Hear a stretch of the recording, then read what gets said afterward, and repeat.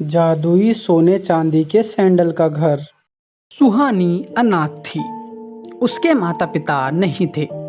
वह अपने चाचा चाची के साथ रहती थी। सुहानी देखने में इतनी सुंदर नहीं थी, लेकिन वह सीधी और नेक दिल लड़की थी। घर का सारा काम सुहानी अकेले ही किया करती थी। सुहानी की चाची मीरा की एक बेटी थी जिसका नाम मोना था। वह दिखने में बहुत ही खूबसूरत थी और उसका रहन सहन भी बहुत स्टाइलिश था, किंतु वह स्वभाव में बहुत अकड़ू और घमंडी थी। उसके अंदर बहुत एटीट्यूड भरा हुआ था। मीरा और उसकी बेटी मोना सारा दिन सुहानी पर हुक्म चलाती रहती थी। ऐसे ही एक दिन सुहानी घर पर जूठे बर्तन धुल रही थी। अरे ओ महारानी, अभी तक तुझसे ये बर्तन ही नहीं धुले गए। देख, इतना समय हो गया है, मेरी बेटी कॉलेज से आने वाली होगी, तूने अभी तक उसके लिए कुछ बनाया ही नहीं। चाची जी, बहुत सारा काम था इसलिए समय लग गया। मैं अभी मोना दीदी के लिए खाना बना देती हूँ। इतने में वहाँ मोना कॉलेज से आ गई और आते ही बोली, माँ, मुझे बहुत जोरों की भूख लग रही है। क्या अभी तक घर में कुछ खाने के लिए नहीं बना है क्या? नहीं बेटा, अभी तक इस करमजली ने कुछ नहीं बनाया। तू चिंता मत कर मेरी बेटी, मैं अभी तेरे लिए बाहर से कुछ मंगवा कर देती हूँ। हाँ माँ, जल्दी से मेरे लिए पिज्जा, चाउमीन और चीज वाला बर्गर मंगा दो प्लीज। ओ महारानी, जरा बाहर तो जा जरा। और ये ले, मेरी बेटी के लिए मार्केट से कुछ खाने की चीजें लेके आ। एक एक्स्ट्रा चीज पिज्जा, वेज चाउमीन और क्रंची बर्गर लेके आना। सुहानी बाजार गई और अपनी चाची के कहे अनुसार खाने का सामान खरीदा और उसे लेकर वापस घर की ओर निकल पड़ी। सुबह से सुहानी ने कुछ भी नहीं खाया था। उसे भी बहुत तेज से भूख लग रही थी। अरे यार, अब तो मुझे भी बहुत तेज भूख लग रही है। इतना सारा खाने का सामान है, ये सब तो चाची और मोना दोनों मिलकर भी नहीं खा पाएंगी। इतनी सारी चाउमीन है, इसमें से थोड़ी सी खा लेती हूँ। चाची को तो कुछ पता ही नहीं चलेगा ना, लेकिन अगर पता चल गया तो चाची मुझे बहुत मारेगी। ऐसा सोचकर सुहानी मन मारकर घर की ओर जाने लगी। घर पहुँचते ही मीरा बोली, आ गई महारानी, इतनी देर कहाँ लगा दी तूने? जरूर बाजार में नैन मटक्का कर रही होगी। मेरी बिटिया को 1 घंटा हो गया भूख से बिलबिलाते हुए। ला इधर दे ये सब सामान। चाची जी, मुझे भी बहुत जोरों की भूख लगी है, मुझे भी इस सामान में से थोड़ा खाने के लिए दे दो ना। पहले जा और घर का सारा काम निपटा, उसके बाद तुझे खाने को कुछ मिलेगा। एक तो मार्केट से 1 घंटा लगा कर आई है। बेचारी सुहानी घर के कामों में जुट गई। सारा काम निपटाकर जब सुहानी रसोई में गई तो प्लेट पर बचा कुचा खाना पड़ा हुआ था। सुहानी बचे कुचे खाने को खाकर स्टोर रूम में जाकर सो गई। ऐसे ही बुरी हालत में सुहानी के दिन बीत रहे थे। एक दिन मीरा अखबार पढ़ रही थी। तभी अखबार पढ़ते पढ़ते मीरा मोना को पुकारने लगी। मोना बेटा, जल्दी मेरे पास तो आओ, तुम्हें एक बहुत ही जरूरी बात बतानी है। क्या हुआ माते? क्यों गले फाड़ रही हो? मैंने अपने पैरों में नेल पॉलिश लगाई थी, ज्यादा चलने पे वो खराब हो जाएगी। अरे बेटा, तुम्हें पता है हमारे राज्य के महाराज रणवीर सिंह जी ने आज राजमहल में भव्य पार्टी का आयोजन किया है। राज्य की सभी प्रजा को इस पार्टी में आमंत्रित किया गया है और लिखा है कि सभी लोगों को आना है और किसी खास जानकारी का ऐलान भी होगा। हम दोनों भी चलेंगे, इसलिए आज शाम को अच्छे से तैयार रहना। मोना, मुझे भी थोड़ा मेकअप का सामान दे दो ना, मुझे भी तैयार होना है, मैं भी पार्टी में जाना चाहती हूँ। क्या कहा? तुझे भी मेकअप करना है? पहले अपनी शक्ल को जाके किसी आईने में तो देख, बंदरिया सी तो शक्ल है तेरी।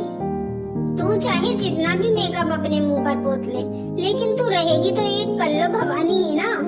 मोना, अपनी सुंदरता पर इतना भी घमंड मत करो। भगवान ऊपर से सब देख रहा है, कहीं तुम्हारा ये घमंड चकनाचूर ना हो जाए। तू मुझे समझाएगी? तेरी इतनी हिम्मत? एक झपक में तुझे तारे दिखा दूंगी। मुझसे जरा तमीज में बात किया कर, आई समझ। तभी वहाँ मीरा आई और बोली, मोना बेटी, तुम तैयार नहीं हुई? जल्दी करो बेटा, पार्टी का समय होने वाला है। माँ, ये बंदरिया भी हमारे साथ पार्टी में जाने को बोल रही है। ये सुनकर मीरा आग बबूला हो गई और वो सुहानी को मारने के लिए चली और सुहानी के एक थप्पड़ रसीद कर दिया। ये डायन हमारे साथ पार्टी में शामिल होने के लिए जाना चाहती है। इसकी तो मैं मार मार के खाल खींच दूंगी। तेरे जैसे कल्लो अगर हमारे साथ चलेगी तो हमारी क्या इज्जत रहेगी। चल जा जाकर घर से साफ सफाई कर, मुझे पूरे घर में जरा सी भी धूल नहीं चाहिए। सुहानी रोते हुए वहाँ से चली जाती है। चलो बेटा, जल्दी से तैयार हो जाओ, कभी हमें पहुँचने में देर ना हो जाए और सारा आलीशान समारोह निकल ना जाए बेटा। कुछ देर बाद दोनों माँ बेटी तैयार होकर पार्टी में चली गई। वहीं दूसरी तरफ सुहानी आईने में अपने आप को देखकर फूट फूट कर रोने लगती है। काश मैं भी पार्टी में जा पाती। सभी लोग उस आलीशान पार्टी में कितना एंजॉय कर रहे होंगे।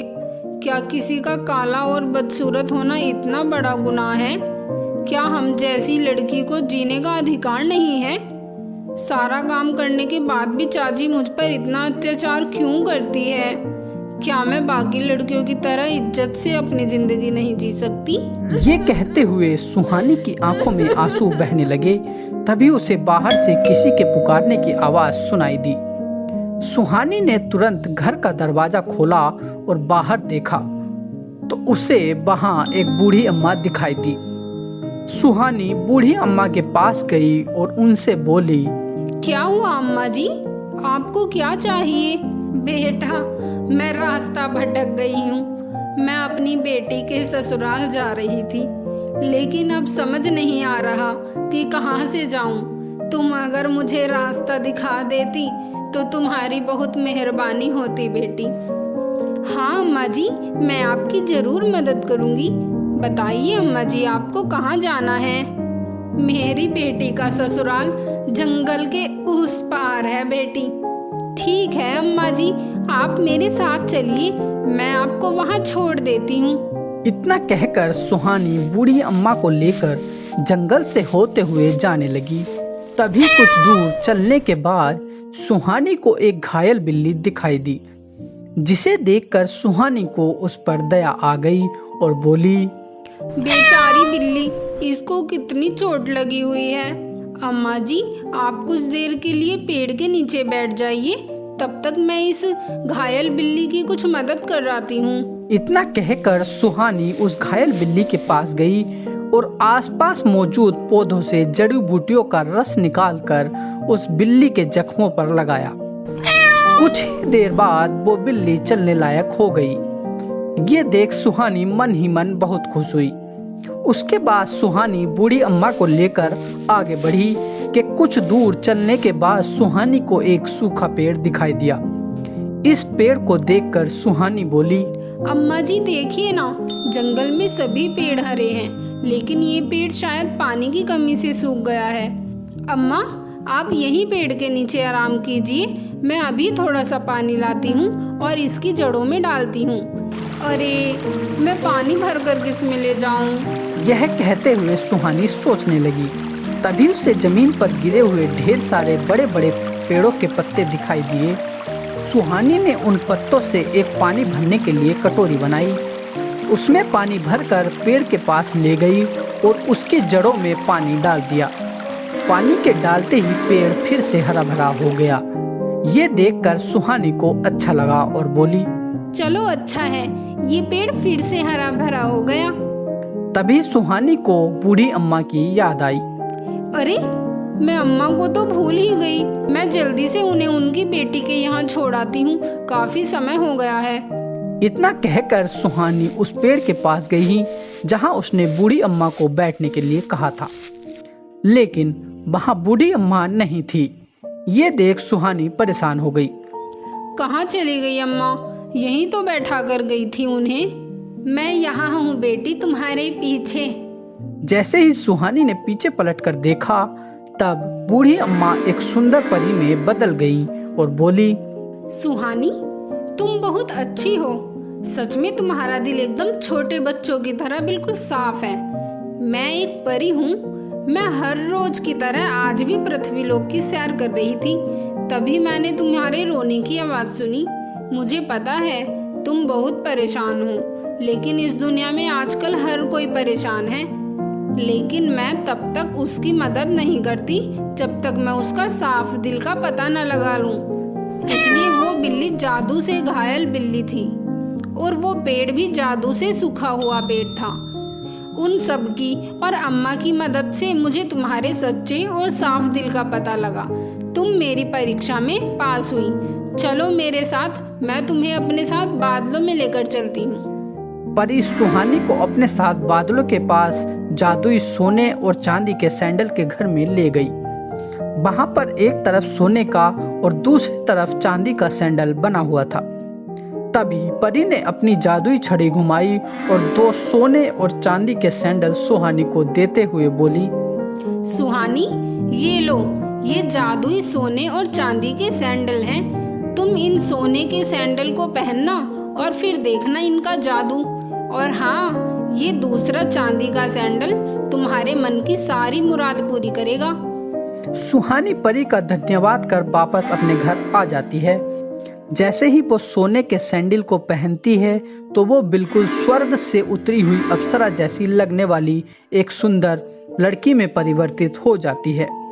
अपने आप को इतना सुंदर देख सुहानी खुशी से झूम उठी। सच में परी के दी हुई जादुई सोने के सैंडल ने तो कमाल ही कर दिया। अब मैं भी राजमहल की पार्टी में शामिल होने जाऊंगी। ऐसा कहते हुए सुहानी तैयार होकर राजमहल की ओर निकल पड़ी। राजमहल में पहुंचकर सभी लोग उसे ही देखने लगते हैं। उसकी चाची और बहन भी उसको नहीं पहचान पाती। राज्य के सभी अमीर और गरीब लोग उस समारोह का आनंद ले रहे थे। वहां पर राजा का बेटा युवराज भी मौजूद था। वो सुहानी की खूबसूरती देखकर उस पर मोहित हो जाता है। तभी राजा स्टेज पर आकर बोलता है, मेरे प्यारे देशवासियों, आज इस भव्य समारोह में आप सभी का स्वागत है। इस समारोह को रखने का एक खास उद्देश्य था। मेरा बेटा युवराज अब शादी लायक हो गया है। इस समारोह में उपस्थित सभी लड़कियों को मैंने और मेरे बेटे युवराज ने देखा और परखा, और अंत में युवराज को एक बहुत ही सुंदर और सुशील लड़की से प्यार हो गया है। वो लड़की यहाँ इसी समारोह में उपस्थित है। सभी लोग आपस में बातें करने लगते हैं। सभी लोग हैरान थे। किसी को भी इस बात का अंदाजा नहीं था। सभी लड़कियां खुश हो जाती हैं कि वो सुंदर और खुशकिस्मत लड़की वही है। वो लड़की जिसने मेरे बेटे का दिल चुराया है, वो है सामने खड़ी हुई गाउन वाली लड़की। आओ बेटी, तुम यहाँ मेरे पास आओ। आज से तुम इस राज्य की रानी हो। सभी लोग ये सुनकर चौंक जाते हैं। वो लड़की कोई और नहीं बल्कि सुहानी ही थी। मीरा और मोना को ये देख बहुत गुस्सा आता है। सुहानी राजा के पास स्टेज पर पहुंच जाती है। युवराज और सुहानी का रिश्ता तय हो जाता है। उधर मीरा और मोना को सुहानी के साथ बदसलूकी करने के जुर्म में देश निकाला की सजा सुनाई जाती है। वहीं सुहानी राजकुमार युवराज संग खुशी खुशी अपना जीवन व्यतीत करने लगती है। तो दोस्तों, आपको हमारी ये कहानी कैसी लगी हमें कमेंट सेक्शन में लिखकर जरूर बताएं। कहानी अगर अच्छी लगी हो तो दोस्तों और रिश्तेदारों से शेयर करें। और अभी तक अगर आपने हमारे चैनल को सब्सक्राइब नहीं किया है तो प्लीज़ हमारे चैनल को सब्सक्राइब कर लें और बेल आइकन को भी दबा दीजिए, ताकि हम आपके लिए आगे भी ऐसी मज़ेदार कहानियाँ लाते रहें। तो दोस्तों, हम मिलते हैं अगली कहानी में। तब तक के लिए इजाज़त दीजिए।